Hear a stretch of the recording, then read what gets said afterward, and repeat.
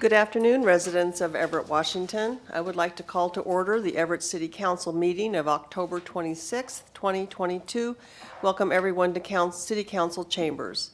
City Council is conducting our weekly meeting hybrid. This will allow us to reach members of our community who wish to participate via Zoom or those who wish to attend in person in the chambers this afternoon, and it is our hope to continue this format to be as accessible and as possible to our community. For those who wish to participate in the future via Zoom, you may find the public comment registration form on the City of Everett website under the City Council Department. Once you go to register here to provide comment via Zoom, you will need to fill out the form completely if you wish to provide public comment at a future meeting. After the public comment form is submitted, you will receive an email confirmation with the Zoom link and the phone number to the meeting. Participants must submit this form at least 30 minutes prior to the meeting. Forms submitted after that time will not receive the Zoom link number to speak that day, but may still participate by attending the meeting, coming in person to the council chambers right up to before the meeting begins. Please note that we do not allow comments on any kind of campaigning, whether for or against ballot measures or candidates running for office. We also do not accept comments based on personal matters that are unrelated to city business. So with that, Clerk, will you please take the roll? Mayor Franklin. Here. President Stonecipher. Excused. Councilmember Ryan. Here. Councilmember Vogely. Here. Councilmember Zarlingo. Here. Councilmember Fosse. Here. Councilmember Schwab. Excused. Vice President Tui. Here. Now I would like to ask Councilmember Zarlingo to lead the Pledge of Allegiance. Please stand.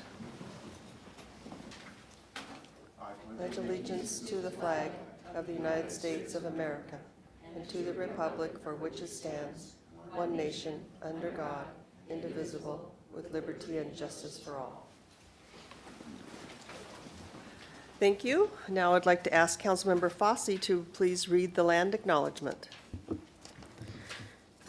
The City Council wishes to acknowledge the original inhabitants of this place, the Stahobes people and their successors, the Tulalip tribes. Since time immemorial, they have hunted, fished, gathered on, and taken care of these lands and waters. We respect their sovereignty, their right to self-determination, and honor their sacred spiritual connection with the land and water.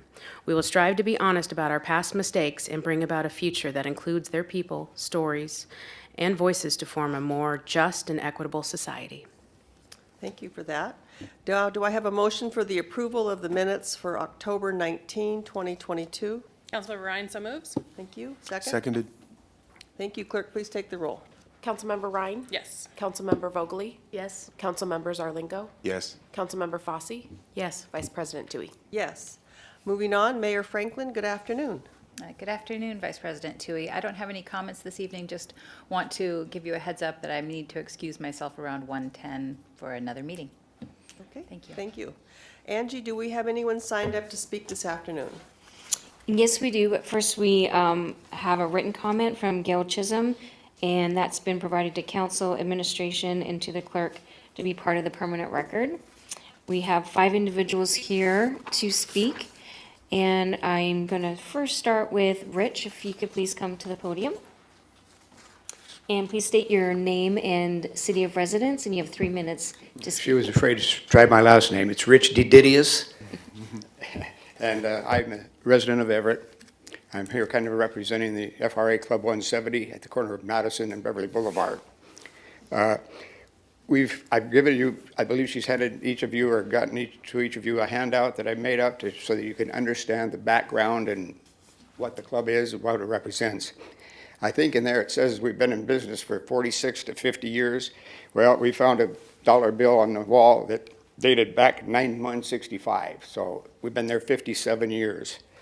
And we have about 485 paid members, consisting of branch members, which are Navy, Coast Guard, and Marine people, their relatives, which are associate-type members, what do they call it?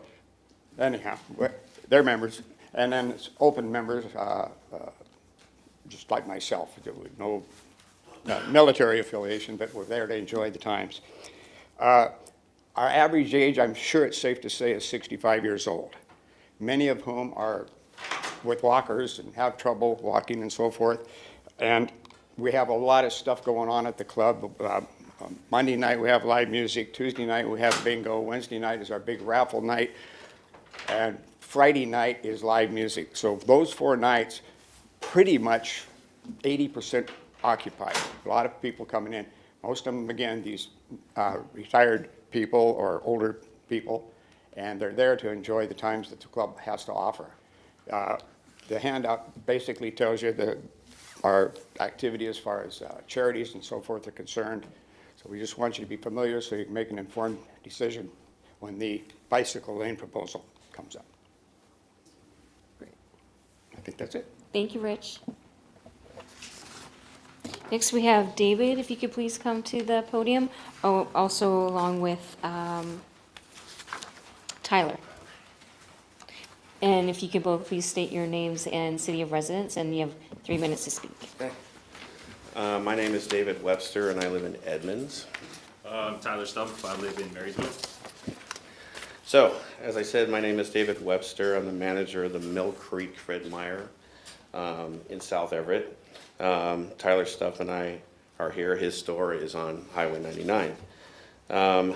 For my store, the bus stop southwest of our store's property is very unsafe and has become a place for thieves to stuff their stolen products from our store, put them in backpacks, discard what's left, and leave the bus stop in a shambles. It's basically just an unsafe dumping ground. We've seen old drug needles there at the bus stop as well. We've asked Everett PD for help, but we haven't had any luck keeping this area clean consistently. Our store's customers see that, and they ask us all the time, and I think this reflects poorly on our community. It's the bus stop at the southwest of my store, right on 128th. It is just a mess all the time. Our associates have had their cars stolen, vandalized. We've had one associate who was abducted in our parking lot. We have drug users in our stores, in my store, consistently smoking fentanyl in the store. I get customer complaints all the time. They ask us what we're going to do about it, and so that's why we're here. You know, the level of theft is making our customers afraid. Our store is taking all the safety measures we can, but we need help. We need consistent, quicker response from Everett PD, and we need to get that bus stop. It's just embarrassing for all of us. So that's my thing, and I'll let Tyler speak seriously. As Dave said, my name's Tyler. I'm the store manager at the Everett Fred Meyer on Evergreen Way and Casino Road. I've only been there for 2 months now. However, I've lived in Everett for most of my adult life, or my child life. I just moved to Marysville recently. Our store, we have an open-air drug market that is on the corner of Evergreen Way and Casino at an abandoned bank. What happens is the drug dealers show up in their cars. They give the users 30 seconds. A list of what they need to come in and steal, and they come steal. They leave drug paraphernalia all over the store, whether it's needles, foils from the fentanyl. They also use our restrooms as a place to shoot up or do fentanyl, and we just need some help. You know, we had a guy in our parking lot with dueling 2 knives, and we called PD, and we just got a text message saying that they were busy and they weren't able to come. So we just need some help and some support. Thank you both. I want Vice President too, if I could say a couple of words. Thank you both for coming forward and speaking. Our team is very well aware of these areas. One Fred Meyer is outside the city of Everett, so that is the Mill Creek one is Snohomish County Sheriff, and so we work in partnership with the sheriff on emphasis patrols around this area, and I'm obviously very familiar with the one on Evergreen Way because that's where I do my shopping, and so I hear you. I encourage you, if Lori Cummings, admin staff here, could take your contact information so that our team can be in direct touch with you and get more details on the experiences you're having. And yes, but we are aware of these areas in the city that are very problematic, and I thank you for sharing your experience. Next, we have Paula, if you could please come to the podium.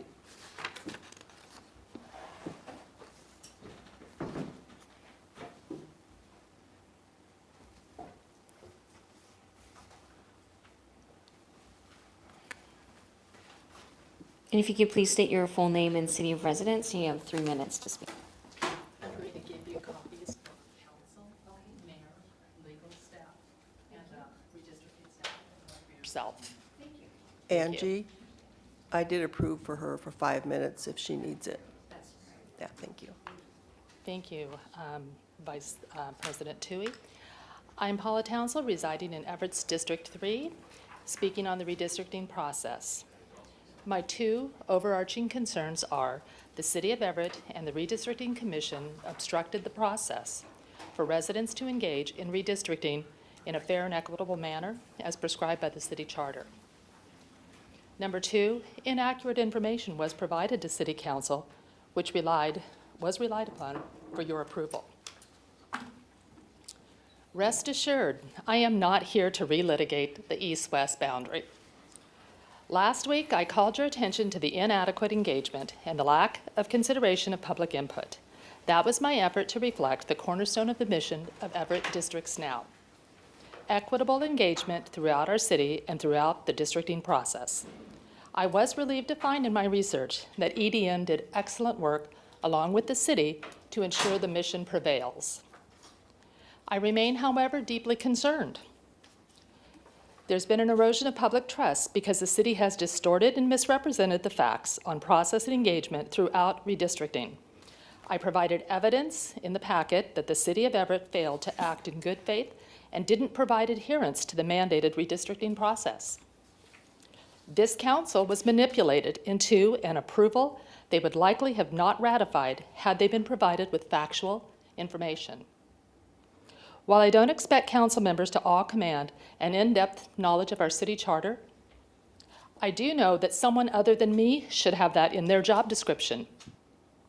The City of Everett failed to provide a reasonable process and ensure that average residents had access to educate themselves, engage actively, and participate in a meaningful way in the redistricting process as evidenced in my submittal. The process that EDN developed with the city in the charter suggests City Council does have the mandate to adopt the Redistricting Commission's plan. However, that is only after the mandated process has actually occurred. Contrary to the assertions of the city in these past two meetings, I have provided evidence that the City Council was falsely advised. The process was absolutely not followed. In fact, potentially a fatal flaw occurred when District 1's did not get a public meeting. It was not held within their boundaries as mandated in the city charter. City charter in 2.1c states, and I quote, "At least one public forum shall be held in each then existing district, and at least one public hearing shall be conducted on a citywide basis." To ensure there's no confusion in this room or online, I will tell you what others failed to tell you. The Redistricting Commission did neither. The Redistricting Commission failed to both hold a public forum in District 1 and failed to hold any public hearing as mandated in the city charter. I'm again urging, and again, that's all under 2.1c. I'm again urging this City Council to recognize the Commission mismanaged the process. It withheld adequate public engagement, and it failed to honor and reflect the will of the residents. And the City of Everett failed to provide proper oversight of the redistricting process, from the required public engagement to accurate and accessible communications.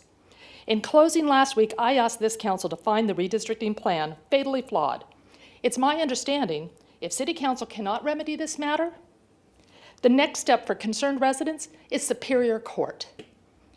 I find that an unacceptable burden in addition to all we've had to endure in this frustratingly obfuscated and negligent process. I still have trust in this council, and I still have faith in democracy, and I sincerely hope that is not misguided. In light of the additional information that I have laid out for council's consideration, I believe it is clearly advisable and warranted to revisit the approval granted last week. Obstructing public engagement, ignoring overwhelming public support and input, and perpetuating false information on the website are all problematic. 30 seconds. Failing to follow city charter in redistricting is unequivocally a fatal flaw. I ask this city council to reconsider and rescind your approval. Remand the plan back to the redistricting commission to engage in the mandated, meaningful public process that is required in our city charter. I thank you for your attention and your time on this matter. Thank you, Paula.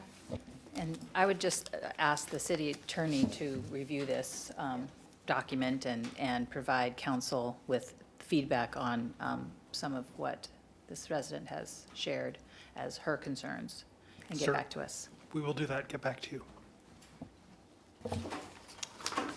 Next, if Mary could come to the podium, please. And please state your name and city of residence, and full name that is, and you have 3 minutes to speak. Hi, my name is Mary Rollins. I live in the city of Everett, District 2. I'm just following up a little bit here on what Paula stated so eloquently. Again, I work without notes, so you get what you get. My biggest concern right now is that the folks that did come out, that did attend, however sparsely, the few meetings that were held, albeit the one in District 2 twice, no District 1, which has been the, our bone of contention here throughout this process. These things worry me, because when the other folks were here a couple weeks ago talking about what happened over here at the Everett Transit Center, they had 200 people engaged. We had a few, but of the few that were there, they all had the same concern. And that concern was disregarded when the final vote was taken. And I'm not going to rehash what I said the last couple of weeks, but I do trust the council, and there is a lot going on in our lives. But this is a once every 10-year process when it comes to, looking at our situation in the city and how it falls out for all of us going forward. And we all want to feel represented. I, for one, on a little side note, would like to know that now that we have districts, that maybe each one of our district folks get like a little blurb when the city puts out their newsletter. That'd be awesome. I missed the opening of the park across the street from me because I didn't see it until somebody posted on Facebook later that was happening. Ribbon cutting ceremony at the park next to the Y. I would have loved to have been there. I would have loved to have taken my son down in his wheelchair and have been part of that. I think there's things we can do now that we're districts to make that fuller.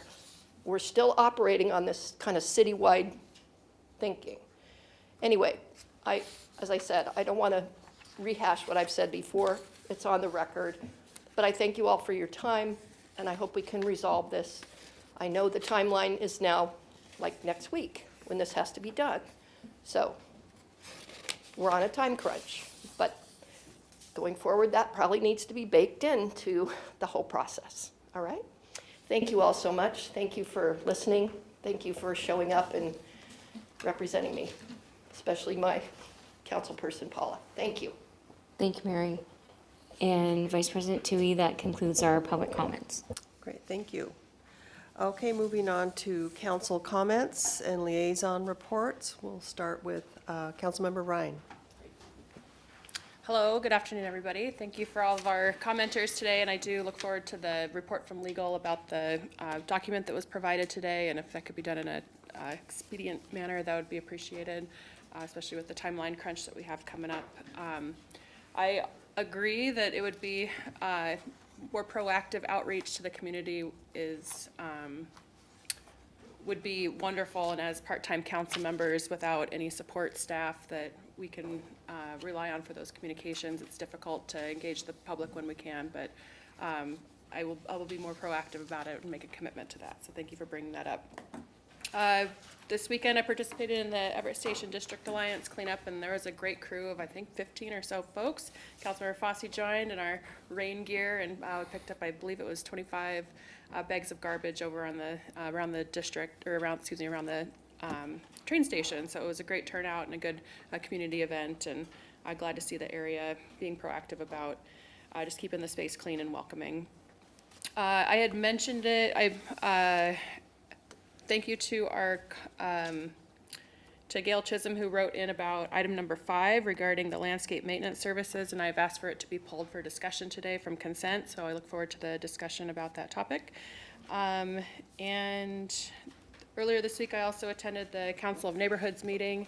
It was a great discussion with folks from our neighborhood associations, and I'm just constantly impressed with their care for the city and how active they are in engaging their neighbors and communities. So I'm hopeful that the city and as we move ahead with budget, that we can find ways to support their efforts and whatnot. And so I also wanted to thank council members Vogely, Zarlingo, Fossey, and Schwab for attending the neighborhood meetings this last month as well, and just the commitment to showing up and being at the meetings. So that's all I have. Thanks.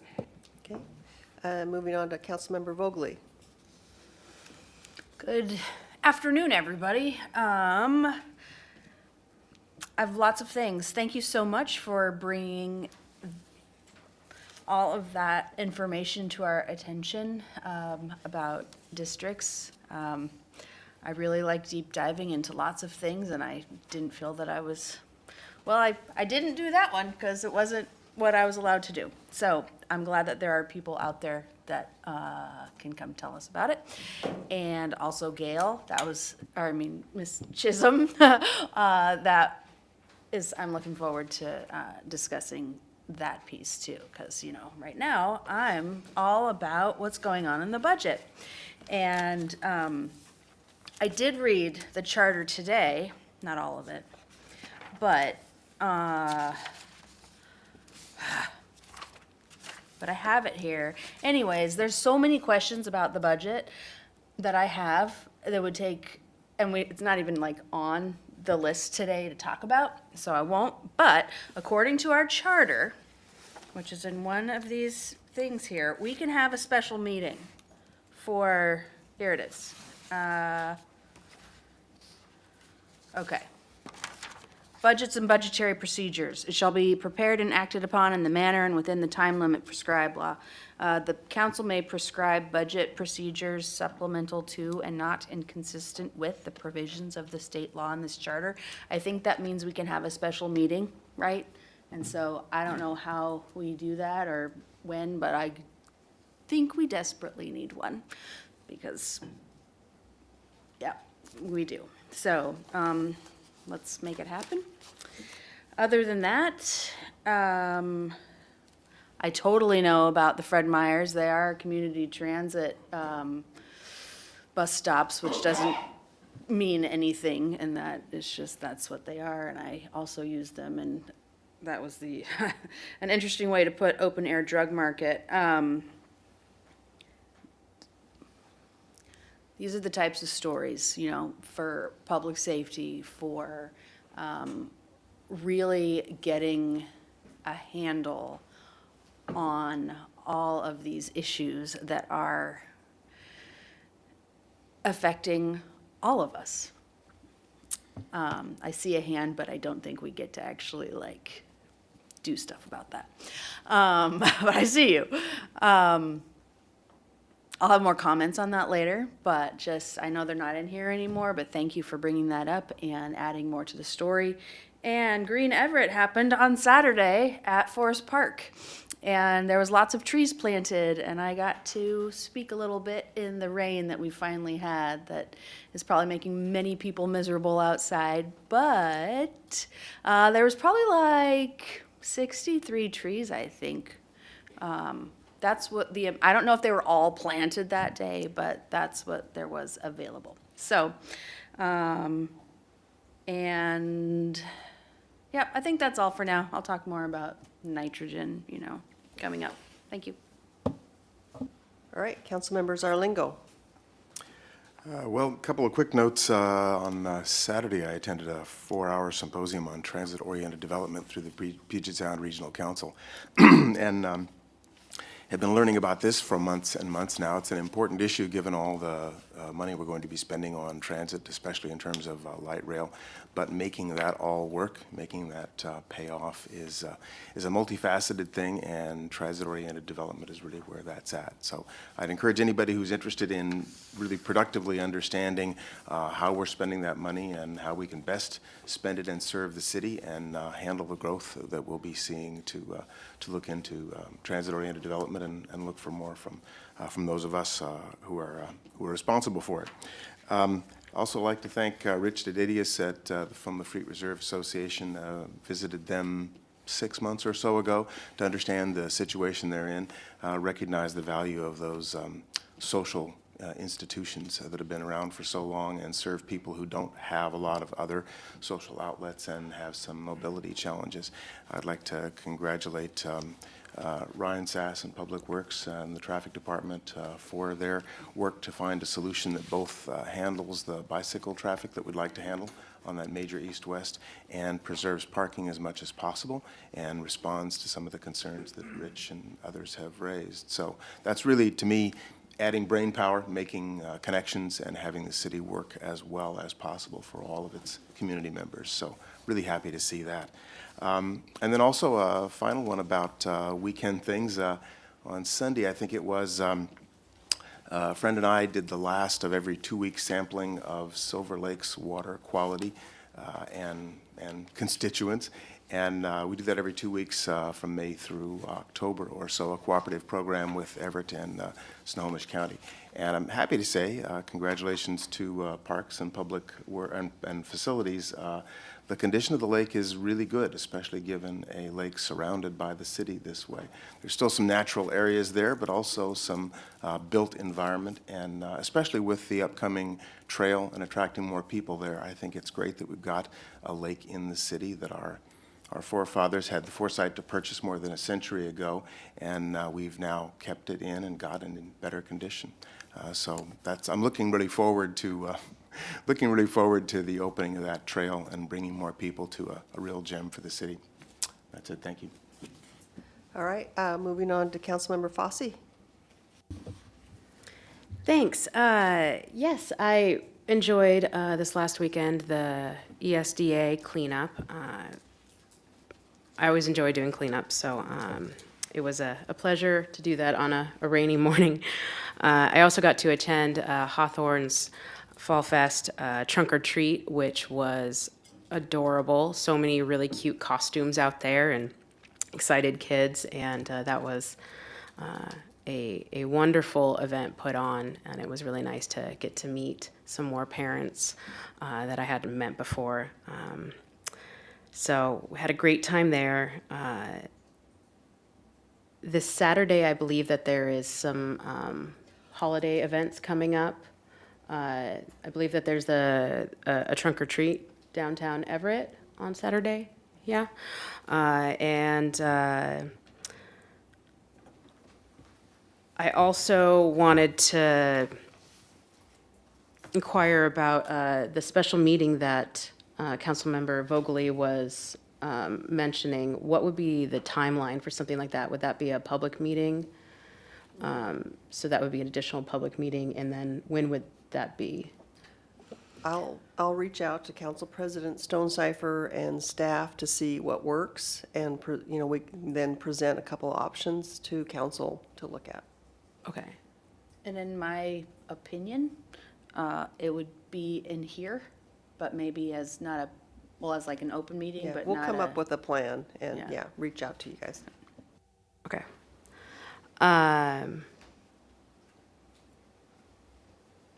Thank you for our speakers that we had today sharing, and to Paula for providing this amazing outline that really broke things down. With the information that legal's going to provide, that results and feedback and everything will be public so that they can hear it, correct? Ultimately, okay. And with regard to the communication and outreach and the comments about, the blurb on the newsletter. And I just wanted to confer that you are absolutely correct and that there is still a communication breakdown between the council and I think the community. I've experienced frustration with that. I think that there's still a little bit of a learning curve on how districts now functions with our different responsibilities, but also that lack of staff, and then trying to work with administration on what those communication standards are. I do think that that's something that we need to revisit and flesh out more, because I do not think the community is getting the full scope of what we're working on, what we're doing, what's coming before them, where they can engage with us, and I think that we should be doing better on engaging the community in general. So I appreciate your comments on that, and please keep them coming. Any suggestions, like, solid ones that you provided are helpful. I would still like to revisit the concept of revamping the city council aspect of the website, which I had brought up previously, to list our priorities. I know it was mentioned that we had our breakout committees already listed, but those were decided for us. They were not necessarily priorities that we had expressed and voted on or anything of that nature. So I would still like to revisit the potential of having a website that is a little bit more thorough when it comes to city council. So when people are reaching out to us or looking for information, that the city council page on the city's website may be an avenue to provide some of those updates. Because if we can't provide information to our constituents when they are actually going to the work to look it up, I don't know how we expect them to have the information and be civically engaged, because the only other option is meeting them where they're at, and that is a lot more time and resources. This is like bare bones, basic. You're coming to our website, this is what we're working on, this is a standard update, and I don't think that would be very difficult to have a monthly update from our council members on what we're working on. And so Councilmember Fossey, just to chime in, our engagement director, they spoke to me yesterday that the council website is the top priority. We have not had a web person for a number of months. It has been a vacant position in the city, so we have not had any staff that has been able to help us with the website. But just yesterday, actually, they said that now that we have hired a person, that the number one priority is to work with all of you on the council website. So I think hopefully we'll start to see progress there, and you'll be able to provide input as to exactly what you want that to look like. That's fantastic news. Was there updates or any information that I missed that was sent out about that, or no? No, just we have staff turnover often at the city, and so one of the team members that we have lost in the last 6 months has been the person who is responsible for the city website. So we do what we can with the resources we have and with the staffing crisis. Now that we have hired somebody, we will be working on that. So look forward to working with you. I know our team does. They're very excited about it. Thank you. That's great news. I'm a little bit surprised to hear it, just because there hadn't been any emails or any updates given on it, but I'm very glad to hear it. So thank you. Aside from that, I'm just hoping going forward that when we start to work on some of our policies and procedures, that we can reevaluate how we're communicating with constituents, what that process is, and be better about it, because I think having people be more civically engaged and involved benefits us all, and we're not living quite up to that, our potential yet on that. So thank you again for your comments. All right, thank you for all those comments. And again, I will work with council president and staff on a budget meeting to see when that can happen. And I want to just, Downtown Everett Association is sponsoring a trick or treat downtown Seattle, or downtown Everett on Saturday. I believe it's 1 to 6. I don't know, Dan's gone, pardon? Noon to 6, thank you. At Wetmore Plaza, there'll be all kinds of activities, and the businesses are also doing a skeleton hunt with trick or treats, so it should be a lot of fun. Councilmember Vogely, you had something? Yeah, I totally forgot. This Saturday, and Deputy Chief DeRoos could maybe make sure that I'm right. It's the drug take back, right, at the South Precinct on the 29th. I just was really excited. There was a sign on the door last week. And so I've got so many drugs to give back from when my husband had cancer. I know nobody has to, Anyways, it's true. So I want to make sure I'm right. What's the timing? That's correct. South Precinct, 12 to 6. 12 to 6, South Precinct. Take your old drugs and get rid of them properly. No reselling. All right. Moving on to, do we have an administrative update this afternoon? Nothing this afternoon. Okay. City Attorney, we have Mr. Rammerman today, and is there anything from you? No comment, but we are asking for an executive session pursuant to RCW 4230-140 sub 4 to discuss labor issues. We expect it to last for 20 minutes with no action to follow. Okay, thank you. Moving on to consent items, we are pulling item number 5. Councilmember Ryan has asked that to be pulled for discussion. With that, I'm asking for a motion for the 6 consent items that we have on the agenda. So moved. A second? Second. Thank you. Clerk, will you take the roll, please? Councilmember Ryan? Yes. Councilmember Vogely? Yes. Councilmember Zarlingo? Yes. Councilmember Fosse? Yes. Vice President Tui? Yes. Moving on, next is a proposed action item, Council Bill 2210-43. Second reading, I think this has already been read into the record, is that correct? Okay. I understand that Glennis, our Animal Services Manager, has a few updates for us this afternoon. Glennis, welcome. Yeah, hi, Glennis Frederickson, Animal Services. So we had a couple of updates since our last meeting, just wanted to brief you on that. There was a question about the legitimate use of pest control products by homeowners. And so we did amend the wording in the ordinance to include the, it's basically what's consistent with the RCW, which says that it allows the reasonable use of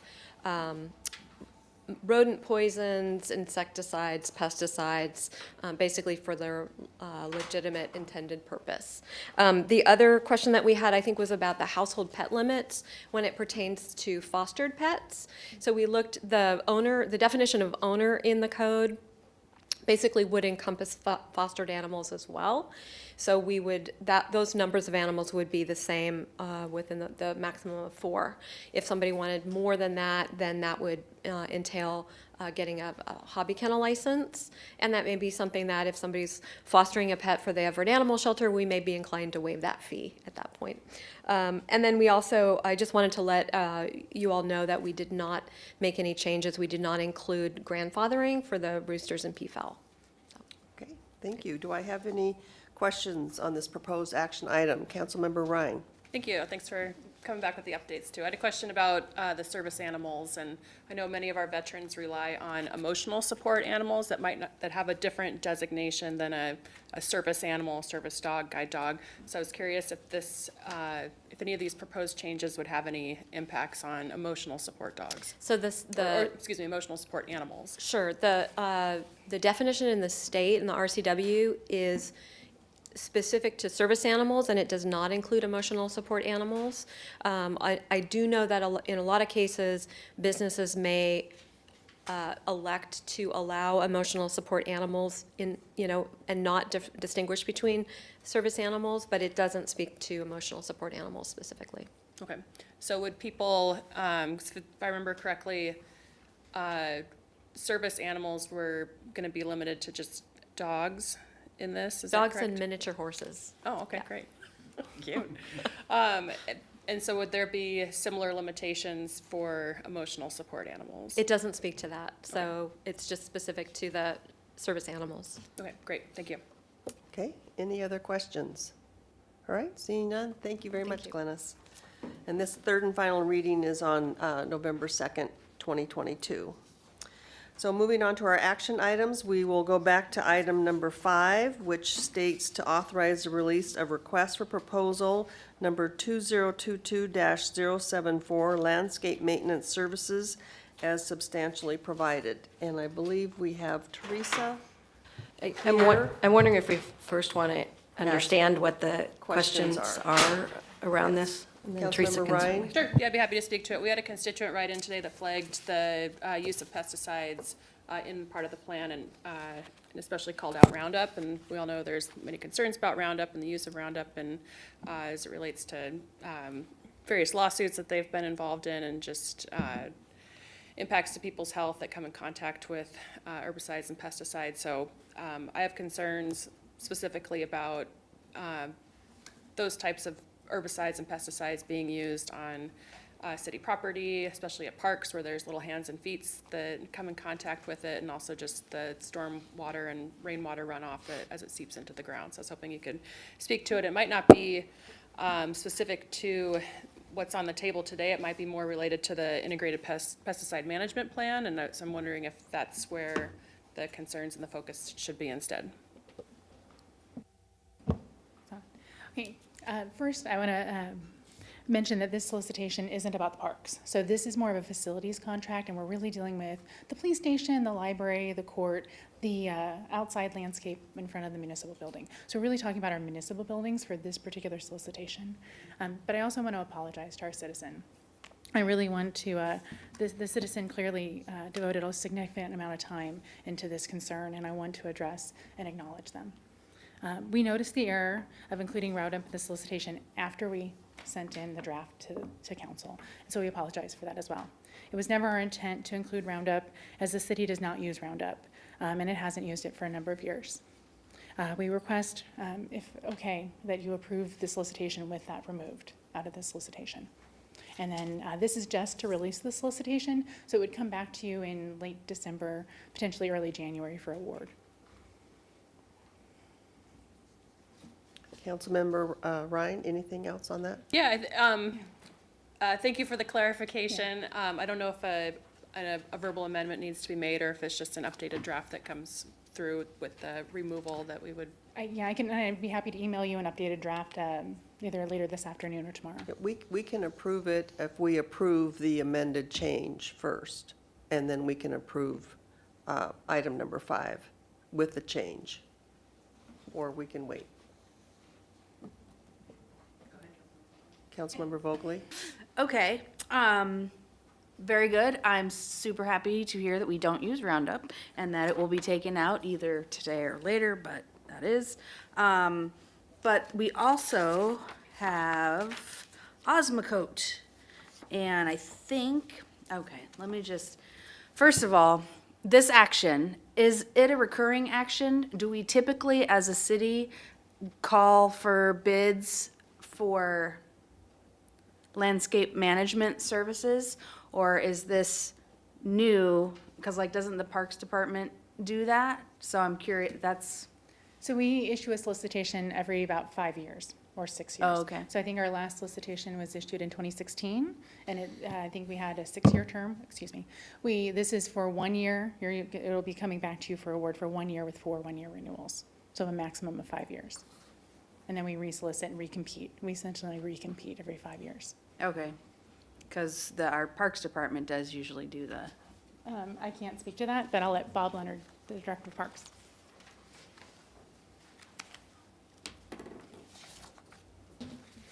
Bob Leonard, Parks and Facilities Director. As Teresa mentioned, this solicitation is more for properties around our buildings. The Parks Department does do grounds maintenance within the parks. We like to try to keep them in the parks doing that type of work.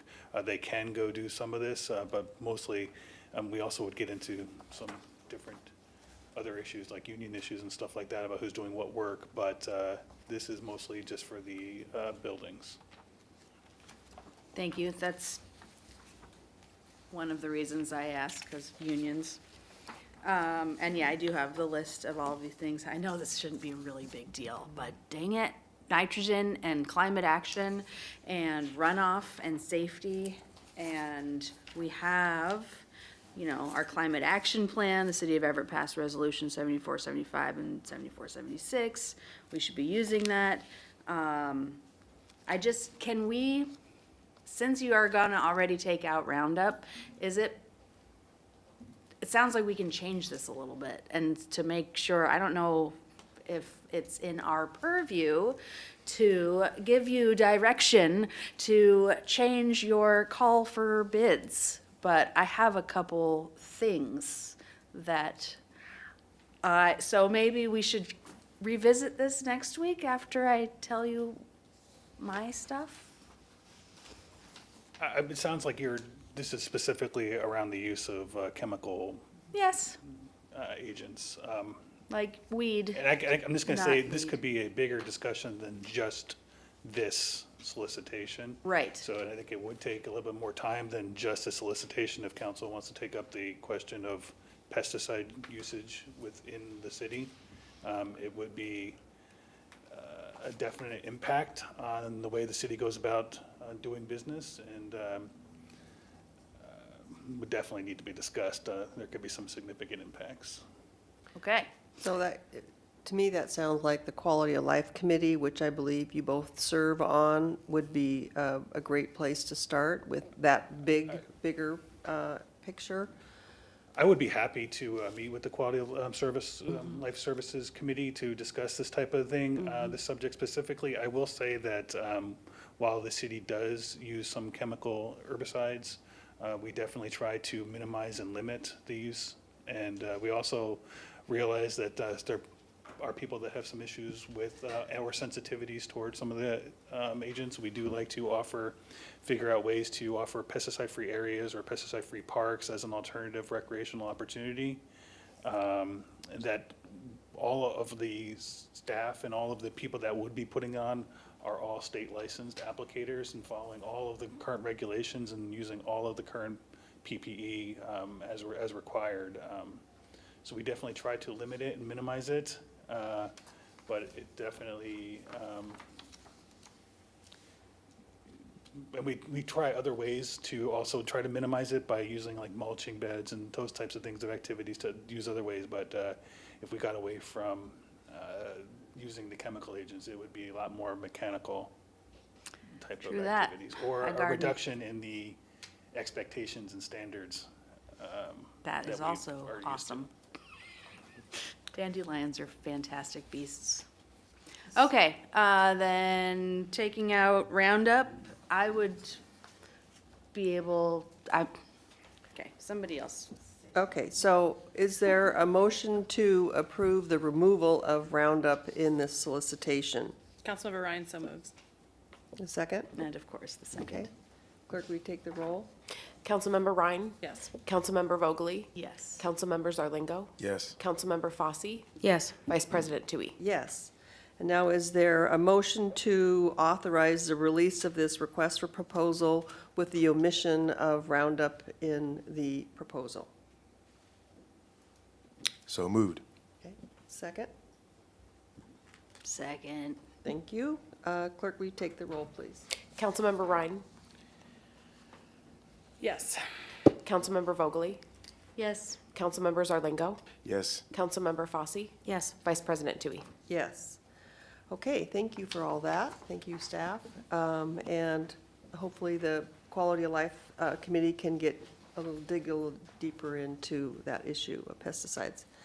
Next is number 8 for action, Council Bill 2210-43, second reading. Adopt an ordinance relating to animal control, amending EMC Chapter 6.04 and 6.08025. The third and final reading on November, oops, I'm sorry, we already did that one.